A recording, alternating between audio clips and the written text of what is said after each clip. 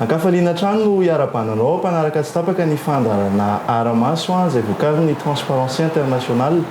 Apatsivina antsika trano fa manasa solombavambahoaka ray isan-kerinandro foana antsika eto amin'ny fandaharana.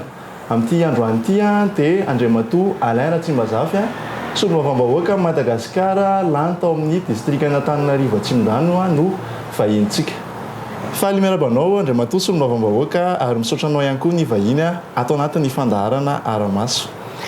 Ia dia faly miarabanao izay malotra ity fandaharana ity ihany koa ny tenako ary manantitra ny araba finaritra ihany koa an'ny vahoaka malagasy izay manaraka izao fandaharana vokarin'ny Transparency International izao. Rehefa manomboka toy izao ny fandaharana Andriamatoa solombavambahoaka dia ny fanontaniana voalohany apetraka amin'ny vahiny foana dia ny hoe iza moa ianao, inona no azonao ampahafantarina amin'ny mpanaraka antsika, iza moa zany Andriamatoa Alain Ratsimbazafy zany solombavambahoaka tompoko. Ia, araka ny efa voalaza teo moa ny anarana Alain Ratsimbazafy solombavambahoaka voafita ato amin'ny distrikana Antananarivo Atsimondrano. Manambady, mananjanaka telo ary efa nitana andraikitra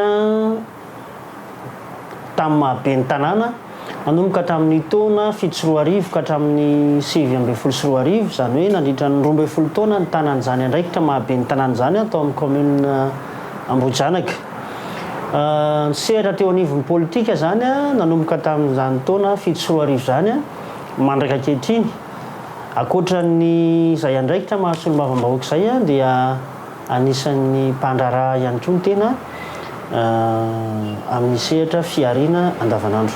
Manao Andriamatoa solombavambahoaka mety fandanjalanjana ny asa mahasolombavambahoaka sy amin'ny hoe mpandraraha zay. Tsy sarotra vety manao fandanjalanjana izay. Efa niaina tamin'izay foana moa zany ny tenako hatramin'izay satria na dia teo amin'ny vanim-potoana mbola nandratona fianarana dia efa nanana ny fomba fandraharana natao. Zany hoe namitana ny fianarana teny amin'ny anjerimanontolo ara dia tamin'ny alalan'ny fandraharana no nahafahana nijery loharanombola namitana n'izany fianarana zany, zany hoe afaka arindra tsara zany ny fotoana ny eo amin'ny sehatry ny fitadiavana amin'ny sehatra ara-bola zany izay ahina ny ankonana sy ny andraikitra amin'ny mahasolombavambahoaka. Satria fantatsika ihany koa fa ny andraikitra zany solombavambahoaka izany dia misy ny vanim-potoana manokana raisitsika ny session ordinaire na ny fivoriana ara-potoana izay mandritra ny 2 volana io manomboka eo amin'ny volana Mai eo ny voalohany ary any amin'ny volana Oktobra Novambra ihany koa dia misy 2 volana sahala amin'izay eo anelanelan'izay ny fanatanterahana ny fitsidiam-paritra sy ny tatitra isan-karazany dia arindra ny fanaraka amin'izay. Ny tena moa zany no atao hoe tompon'ny fandaharam-potoana amin'izay fandaminan'izay ka amiko aloha zany tsy miteraka olana loatra ny sendra hoe fifanitsahana na ara-potoana fa arindra mifanaraka amin'ireo adiditra andraikitra voalaza teo ireo. Andriamatoa solombavambahoaka ho ianao atao hoe efa nandalo ny sehatra na ben'ny tanànanao ianao, inona mety naharisika anao hirotsaka ao anatin'izany hoe tontolon'ny politika zany raha anatin'ny teny fohifohy fotsiny?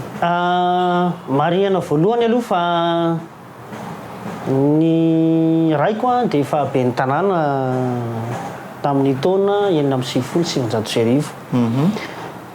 Tao anatin'izay nitantanany ny commune zay ary talohan'izay azy izy dia efa lehibe nafoky tany ihany koa nandritra ny taona maro talohany nahabe ny tanàna azy. Efa filohan'ny filakevitra koa izy tamin'ny fotoanandro dia nahita n'izay niainan'ny ray aman-dreny izay tao anatin'ny fandraisana andraikitra amin'ny fanompona ny vahoaka dia nitsiry tato anaty izay hoe fitiavana amin'ny fifanampiana amin'ny vahoaka malagasy zay dia ny taona 7 zany no raisitsika hoe sitrak'Andriamanitra nandraisan'ny tenako andraikitra mahaben'ny tanàna. Tao anatin'izay nitazomana ny andraikitra mahaben'ny tanàna zay nandritra ny 12 taona dia nahitana zavatra maro satria nandalo tao avokoa ny olana teo ihany koa ny atao hoe faliana nga raha ny ilazana azy a nandritra n'izany fotoan'izany. Ny tena ny masoana moa dia ny hoe ny fampandrosoana ny tanàna satria anisan'ny andraikitra lehibe voalaza ny lalàna 2014-020 izay mifehan'ny fitantanana n'ireny vondromboka sy njara-pahefany ireny izay fampandrosoana ny fotan'izay ka maro a ny ezaka natao mba anatratrarana an'izay fampandrosoana izay ary maro angambontsika no nahita an'izany ezaka azo tsapahitana an'izany tao anatin'ny commune Ambohidranoka nandritra ny tantana ny tenako an'izany commune izany fa niainga tamin'ny ataontsika hoe commune izay somary tara raha tamin'ny sehatry ny fampandrosoana kanefa dia niazakazaka zany nandritra ny fotoana izay nitantanana ary isaorana moa ny mbola andimby aty aoriana raha hanohy an'izay ezaka efa natao izay. Anisan'ny tanàna ahitana fandrosoana zany amin'izao fotoan'izao ary ny birao-mpanjakana lehibe toy ny samfinina aza dia efa miorina any amin'izany toeran'izany. Raisitsika ny eo amin'ny PNGRC zao a dia efa anisan'ny any ihany koa no mipetraka amin'izao fotoan'izao ny apahan'ny birao iasan'zareo sy ny sisa rendretrareny zany a dia ahitanao endrika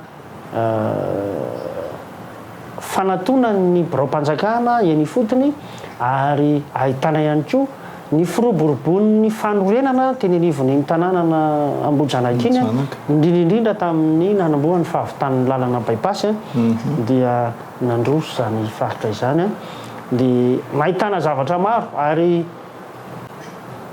tamin'ny sehatra ara-politika moa dia lava ihany zany 12 taona zany nahitako any hoe ny tantanana ny commune amin'ny alalan'ny fampivoarana ara-teo karena eny fotony indrindraindrindra amin'ny fampiasana ny ireo volan'ny commune madidio sy ny avy amin'ireo mpiara-miombonantoka na ny toerana na ny ivelany. Maro no nahazo tombontsoa tao anatin'izany fitantanan'izany ary irariana ho iateo ny mbola hitohizany mandraka ankehitriny. Indray matoa solombavam-bahoaka solombavam-bahoaka anao izay moa zany dia anatin'ny asanao ny fanaovana tatitra amin'ireo olona izay mifidy anao toy ny ahoana mety ho endrika fanaovanao tatitra rehefa mirotsaka eny anivon'ny distrika izay misy anao eny ianao? Miseho amin'ny endrika roa ny anatanterahana an'izay tatitra izay ary voalazan'ny lalam-pandroenana moa zany sy ny lalàna fehizoro ny tokony hanaovan'ny solombavam-bahoaka tatitra. Mariana etona moa fa ny taona 2021 dia niarahantsika nalala no ny fandalovan'ny valanaretina dia tsy afaka nantanteraka an'izany ny akamaroany ny solombavam-bahoaka.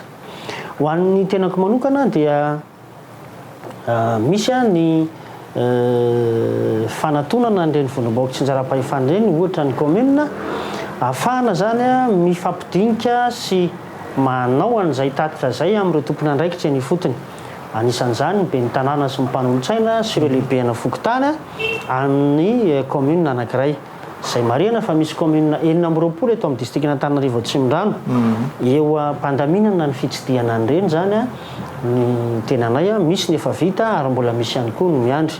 Ankoatr'izay endrika izay ihany koa dia misy ny firotsahana mivantana eny anivon'ny fiarahamonina amin'ny fitsidiana ohatra ny tsena eny anivon'ireny tatsaha ireny amin'ny fihainoana an'ireo taraina na fangatahana samihafa ka ahafahana ihany koa mitondra ny tatitra makany amin'izy ireny sy andraisana izay fanamariana na sosikevitra na fangatahana eny anivon'ny faritra izay tsy diana amin'ny fantana ireny. Izay zany anisan'ny endrika faharoa sady andraisana ny feoan'ilay vahoaka no anomezana ihany koa ny tatitra ambangovangony mba raran'izy ireo ny politika ankapobeny ny fanjakana. Na izany na tsy izany ary nefa dia misy ihany ny fitsidiam-paritra izay tsy voatery tetỳ anivon'ny distrikna Antananarivo Atsimondrano ihany satria fantatsika fa ny solombavam-bahoaka dia solombavam-bahoaka ny Madagasikara. Maro taminay solombavam-bahoaka no nivondrona ary nitety faritra nanatanteraka an'izay tatitra izay eny mbola misy ny tsy vita kanefa izay afaka ny tanterahana moa dia ny tanterahana satria fantatsika fa misy ihany koa ireo fandaminana nga raisin'ny fanjakana manoloana an'izay a manoloana nyty fiatrehantsika ny valanaretina covid-19 ity. Resiko amin'izay tena faran'izay mihitsy resaka covid-19 ndray matao solom-bavam-bahoaka fatatsika amin'izao fa manomboka miverina ny fiakaran'ny isan'ny olona vo manahoana mety ho fahitana indray matao solom-bavam-bahoaka ny tantanana n'ilay krizy teo a alohany mety hoe hiverena indray raha sanatsika miverina ilay krizy a ina mety hoe sosikevitra metinao ho an'ny mpitondra fanjakana ary araka fahitanao azy koa ve nomena sehatra ihany solom-bavam-bahoaka tao anatin'ilay fitantanana n'izay krizy zay. Somary nanahirana ihany aloha ny fitantanana ny covid-19 teto amintsika satria lasa nisy endrika akolafy raha ho anay solom-bavam-bahoaka ohatra dia nahitana an'izay taratra zay no hoe ny solom-bavam-bahoaka miaraka amin'ny fitondrana dia mety hitanao mivantana eny a isaky ny misy ireo endrika fizarana na fanampiana sy ny sisa fa ho an'ny tenako manokana dia misy a ny andraikitra voalazan'ny lalàna indrindra ny lalam-pandroenana izay mifehy ny asan'izany solom-bavam-bahoaka izany niezaka nanaja an'izay a satria tsy mpanatanteraka akory ny solom-bavam-bahoaka fa ny solom-bavam-bahoaka dia natao anao lalàna ary natao ihany koa anara-maso ny asan'ny gouvernemanta sy ny mpanatanteraka rehetra zany hoe ny anjara andraikitra ny solom-bavam-bahoaka dia nanara-maso amin'ny ireny fitsinjarana raha isitsika ohatra ny vatsytsindro sy ny sisy ireny ny fanaraka tamin'ny tokony ho izy ve izay mbola hitondrako fanamarena hoe inona moa zany no hitanay solom-bavam-bahoaka nandritra n'izany fitantanana ny covid zany fa mbola eto ampiresahana an'izay le asa andraikitra sy asa ny solom-bavam-bahoaka izay no velabelarika dia ny farany dia ny hoe anjara andraikitra ny solom-bavam-bahoaka no mieno ny etaetan'ny vahoaka sy mitondra an'izany eo anivon'ny mpanatanteraka mba hifanitsy ny filan'ny vahoaka fototra sy ny programanasa ny fitondram-panjakana zay moa dia tanterahanay a rehefa misy ny fionana eo anivon'ny gouvernemanta ary tanterahana ihany koa rehefa misy ny fivoriana isam-bolana zay karakaraina eo anivon'ny distrika zay fionana amin'ireo service mpanjakana sy ben'ny tanàna ohatra isam-bolana zany no tanterahana dia anomezana ihany koa ny atao hoe ny tatotra mifanandrify amin'izay a ary indrindrindrindra manamafy an'le hoe fanaraha-maso satria rehefa mivory miaraka amin'ireo ben'ny tanànareo ohatra dia mety misy ny fanamariana hoe ny commune hatsy mbola tsy nahazo ny commune hatsy mbola tsy nahazo dia manaitra ny tompona andraikitra zay a mifanandrify amin'izay inona koa sara ny azo mariana zany hoe nandritra ny fitantanana ny covid nandeha araka ny tokony ho izy ve sa tsy ny zavatra hita aloha dia ahitana taratra ny fanavakavahana ihany teo amin'ny lafi ny fizarana nyreny vatsytsindro sy ny sisa ireny misy olona zay mety efa nisitraka indroa intelo nefa misy kosa ireo olona zay tena ao anatin'izany fahasairanana zany kanefa tsy afaka nisitraka na dia indray mandeha azy raha izay faharoa dia misy ny faritra tsy ahatongavan'le fanampiana eny fa natato amin'ny distrika n'Antananarivo Atsimondrano ohatra dia commune 13 tamin'ireo 9 misy ihany no hanina azo antony hoe fanampiana vatsytsindro ireny fa ny 13 ambony dia tsy nisitraka indrindrindrindra moa ho an'le commune zay somary lavitra ny renivohitra dia tena adino eo zany mampametram-panontaniana ka ahoana moa zany ny any amin'ny faritra raha ny eto Antananarivo zay hoe distrika n'Atsimondrano ara tsy dia lavitra akory efa izay no zavatra hitatsika zany raha ny valy teny azo dia reo aloha ny commune voasafidy homena dia manahirana zany no miteny amintsika hoe tsy tena natao an'ny malagasy rehetra zany ilay fitsinjovana fa ho amin'ny apahana faritra ihany no misitraka azy reny moa zany dia hitatsika ny tany amin'ny faritany samihafa tany fa maro no mitondra fanamariana sy fitarainana mahakasika an'izay fizarana fanampian'izay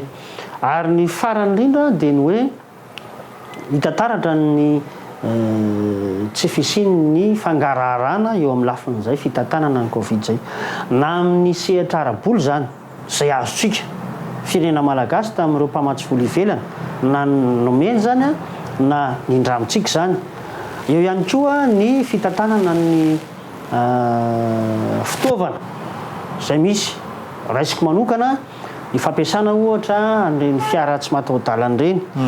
Ny fitaovana sy ny fanafody zay tokony hiparika amin'ireny tobi-pahasalamana isan-karazany ireny dia misy ihany koa ny tsy tonga na tsy ampy indrindra moa ny epi hitantsika nandritra n'ireny fotoana ireny fa maro ny fitarainan'ireo dokotera na paramètre any amin'ireny hôpitaly isan-karazany ireny amin'ny tsy fampiana fitaovana ao ny hoe fampiasana fitaovana mety miverimberina na dia tsy tokony ho atao ary zany aty amin'ny sehatra ny fahasalamana.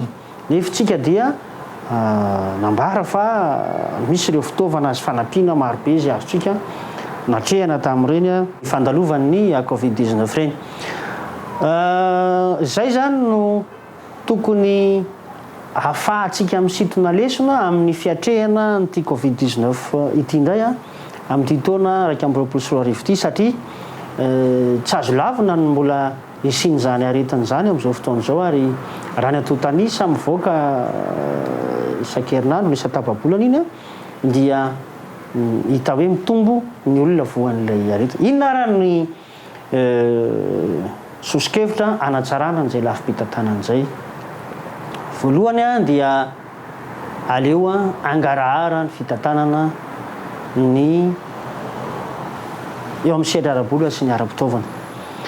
Ny manahirana mantsy dia mihevitra foana ho toy ny vilany misarona atao misy hena ny malagasy rehefa tsy ampahafantarinao ny tena zavatra misy marina. Anisan'izany ny hoe ampy ve ny fitaovana sy ny fanafody hiatrehantsika n'ity valanaretina ity. Faharoa, manahoana ny fitsinjarana an'ireo zavatra misy eo ampelantanan'ireo hiparika ny amin'ny faritra zay tokony hisitraka an'ilay fitaovana na fanafody na fanampiana. Dia ampahafantaro ny tompon'andraikitra isatsokajiny mba tsy ho tompo-trano miondro satria tsy ho vita miolon'olona fotsiny ny fiatrehana n'ity valanaretina ity. Ary io raha zavatra ataontsika hoe azo ialana dia ny ialana toy ny hoe raha ny finanana sakafo mety zakany vatana no mahatonga an'ilay aretina dia azontsika ny ialana zany. Fa le izy aretina azo tsy amin'ny zavatra tsy hitanao maso akory ka izay le hoe mila jerevana akaika ny fiatrehana azy. Faharoa manarakaraka an'izany dia tokony ho entitra ny fanjakana amin'ny fampiarana ireo lalàna hiatrehana nareo hoe ireo fitsipika hiatrehana an'izay ho fiarovana ny tsy hiparitahan'ny aretina. Ohatra zany ny fampiasantsika an'ilay antsoina hoe arovava sy orona. Marihako tsara arovava sy orona fa tsy arovava orona. Iny zany dia tokony amafisina iny satria maro amintsika sady amin'izao fotoana izao no to manadino na ihany koa mini tsy mampiasa ireny fitaovana ireny. Mbola adin'ny olona ihany koa anatin'ireny fiara fitaterana ireny amin'ny tokony hanajanana elanelana sy ny sisa satria efa niarahana lala fa anton-javatra anankiray na roa mety hiparitahana aretina aingana zany zavatra zany. Zay zany no sosikevitra avy aty hoe ny fampiarana ireo fepetra efa noraisina teo aloha mba samy anajany zany ny vahoaka malagasy dia mety mba herendoza amin'ity valanaretina ity tsika. Raha atao mantsy ny jeritodika raha oharina amin'ny firenen-kafotsika dia marina tokoa fa vitsy ny olona mety hoe voan'ilay aretina sy ny sanatrian'izany ndosy ny fahafatesana. Fa mba tsy isin'izay mihitsy ny faniritsika menakavy ka tokony samy andray ny andraikitra tandrify azy ny tsirairay manoloana n'izany ady amin'ny aretina Covid-19 zany. Sorato, Resaka Covid-19 tsika teo andriamatoa sy mbahoaka fa aretina anankiray ihany koa zay tsy mbola afaka eto amin'ny firenena ny resaka kolikoly. Inona mety hoe sosikevitra avy aminao andriamatoa sy mbahoaka entina misoroka an'izany hoe kolikoly zany a, sosikevitra mahomby mety azonao atolotra ho an'ny mpanaraka ny fandaharana antsika. Raha ny zavatra misy eto amintsika aloha amin'izao fotoana izao a dia ahina ho lasa fomba fanaon'ny malagasy a ity resaka kolikoly ity. Raha miditra birao-panjakana isika amin'izao fotoana izao dia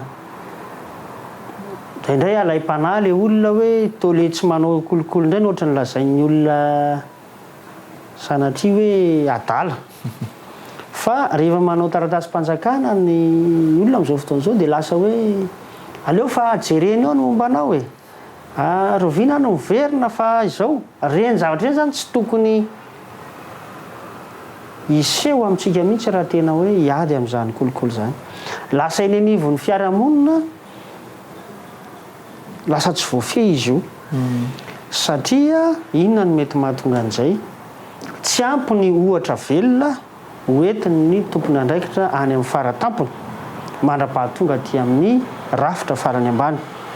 Fa toa miahiahy toy izay avokoa ny rehetra hoe isaky ny rafitra tanatohatra misy zany dia lasa ilay kolikoly ny ahafahana mampandeha ny fiainana. Dia eo zany no mila hatsaraina, mila ezaka ho amin'ny tompony andraikitra tsirairay isazoko aziny a maneho an'izay vavolombelony miady amin'ny kolikoly zay. Tsy atao ambava fotsiny fa tena hoe hiainana sy ampiarina mba hahitany ny fiarahamonina fa tena anisan'ny olona miady amin'ny kolikoly tokoa iny olona anankiray iny. Zay zany anankiray. Ny sosikevitra faharoa dia hoe tokony ampiana hatrany ny fanentanana eny hatreny ambanivohitra aza. Satria ny tontolo any ambanivohitra ihany koa amin'izao fotoana izao dia tady ho tratrana io ny ankamaroany dia mety tsy ampy ny fanentanana efa vita fa mila mafisina zany zay. Ary ny sosikevitra fahatelo dia ho an'ireo olona izay tratra nandika an'izay hoe lalàna sy ny sisa ka miendrika kolikoly zay dia tokony ampiarina aminy ny sazy. Marina fa efa miezaka zao ny eo anivon'ny Bianco. Eo ihany koa ny eo amin'ny paka mandefa ireo taratasy nady rehetra mahakasika an'ireny ady amin'ny kolikoly ireny tsy azo laviny zany. Efa misy ny ezaka fa ny rariana dia mba tsy ilay vahoaka madinika foana no hiaran'ilay sazy fa mila karohana ilay olona izay ataontsika hoe lehibe an'ireny fanaovana n'ity kolikoly ity ireny. Hitantsika amin'ny statistika na ny antotanisa fa efa misy sapan-draharam-panjakana izay miariary ny fahabetsahan'ny kolikoly ao anatin'izany sehatra iasan'izany. Anisan'izany ny eo anivon'ny fitsarana, ny eo anivon'ny mpitandro ny filaminana sy ny sisa. Ireny zany tokony misy ezaka manokana mihitsy ataon'ny tompony andraikitra ohatra ny minisitra tompony andraikitra ao anivon'ireny ministera tsirairay ireny mba anenana na anafoanana mihitsy an'izany resaka kolikoly zany. Satria ny tena olana ane eto amintsika dia le vahoaka madinika foana ny tena hiaran'izy io. Raisiko manokana ny ohatra eo amin'ny lafin'ny fananantany. Lafin'ny fananantany zao dia betsaka ny olona tsy mahavita intsony amin'ile fikarakarana ny atotan-taratasy taniny satria rehefa mankany amina birao-panjakana anankiray izy ohatra dia miverina amin'ny herinandro, verina amin'ny ray volana, verina amin'izao hanika lasa alaim-panahy izy hoe kolikoly arave zany no ahafahana mamita an'ilay izy aingana. Iny zany etsen-daniny fa eo ankilany ihany koa dia ny fahavesaran'izay vola alohan'izay akoatran'izay efa alohany ato amin'ilay saram-pikarakarana mbola eritreritra indray koa izy an'izay vola mety omena ambony ampanga zay izy vao mahavita zavatra. Hanika maro ny olona indrindra ny amin'ny tontolo ambanivohatra miampiny hoe mety ho fahasahiranany amin'ny tsy dia fahampiana loatra fahalalana amin'ny resaka antoto taratasy ara-panjakana dia lasa vesatra ho an'ireny fiarahamonina ireny ny fanjakana ty kolokolo ty eto amintsika. Tonga sady eto amin'ny faran'ny fandaharantsika Andriamatoa Vaovambahoaka mety misy hafatra tianao ampitaina amin'ireo olona mifidy anao na amin'ireo olona eny amin'ny distrika izay misy anao na ho amin'ny vahoaka malagasy inona mety hafatra tianao ampitaina tompoko? Ho antsika vahoaka malagasy dia anisan'ny ady tokony ho fongarina tokoa ity ady amin'ny kolokolo ity. Io anefa dia tsy vita n'olona ray fa mila miara-mentana itsika malagasy satria io no anisan'ny fosotra tsy mampandroso atsika, tsy mampandroso ny firenena satria lasa takon'io kolokolo io avokoa ny marina rehetra nefa dia izay fahamarinana izay no tokony anandratra ny firenentsika. Dikan'izany dia tolona eramanana ny ady amin'ny kolokolo ka tokony andray an-tanana izay tandrify azy ny tsirairay manoloana an'izany ady amin'ny kolokolo izany. Eto mantsy dia tsy mandeha ila izy io fa misy no manome ary misy ihany koa no mandray. Ny dikan'izay ireo singa anankiroa resahanareo mihitsy no mila samy misikimponitra manafoana an'izay elo ny fakapana zay na le ataontsika hoe fanambakana amin'ny tsirariny ny olona anankiray zay dia mila ezaka zany. Marina fa tsy vitantsika andray andro fa na izany tsy zany raha tsy atomboka io tsy ahitantsika vokatra mihitsy any amin'ny farany. Dia fotoana zany zao tsapantsika vahoaka malagasy ny fahatrana lalina mianjady eto amin'ny tany sy ny firenena. Tsy hanomezantsika tsinona izy na izy zany fa anisan'ny tompony andraikitra avokoa isika mianakavy dia anisan'ny fahalovana anankiray ny kolokolo dia itsika rehetra no samy isikimponitra anafoana an'izany eto amin'ity Madagasikara antsika ity. Dia mankahery atsika vahoaka malagasy hiatrika ny fiainam-pirenena ampitoniana ary koa dia manentana atsika hatrany hirahina mba ho amin'ny tombontsoa imbonana ho an'ny vahoaka valala tsy mandady arina. Misaotra tompoko lahy, makasitraka tompoko vavy. Misaotra be da be Andriamatoa Vaovambahoaka Alain Ratsimbazafy tamin'izay afatra mafonja dia mafonja izay tao anatin'ny fandaharana Aramaso. Misaotra ihany koa tamin'ny nafohy fotoana nandray anay tao anatin'ity fandaharana ity. Ianao izay nanaraka ny fandaharana ihany koa dia isaorana sy ankasitrahana hatrany manome fotoananao amin'ny herinan'io toy izao indray. Ny mpanohana ny fandaharana moa izany dia tiana foana manamarika fa ny PNUD sy ny PBF izay isaorana hatrany ao anatin'izao fanatanterahana ny fandaharana izao. Veloma tompoko. Veloma tompoko.